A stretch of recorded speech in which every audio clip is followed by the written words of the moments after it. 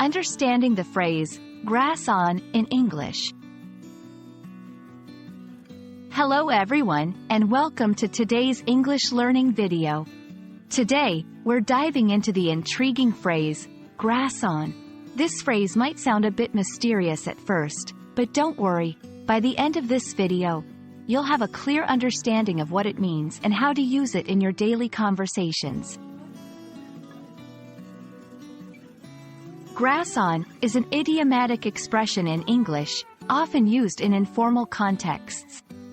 At its core, grass on refers to informing or telling on someone. It's akin to revealing someone's actions, typically to an authority figure, like a teacher, parent, or boss. This phrase can carry a negative connotation, as it often implies betrayal or breaking trust.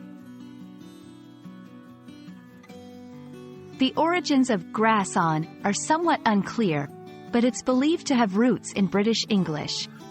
The term grass, in this context, likely comes from the Cockney rhyming slang, grasshopper, which rhymes with copper, a British term for a police officer. Over time, grass became a slang term for an informer or snitch. In terms of usage, you might hear it in sentences like, "I can't believe he would grass on his friends for something so minor. If you grass on me, I'll never trust you again." It's important to note that grass on is not universally understood in all English-speaking regions. In some places, it might be completely unfamiliar.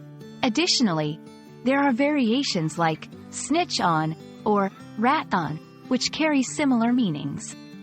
Be cautious with its use, as it can be seen as derogatory or offensive in certain contexts.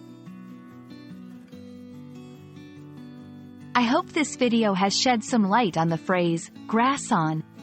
Remember, language is not just about words, but also about the culture and context in which they are used. Stay curious, and keep exploring the fascinating world of English expressions. See you in the next video.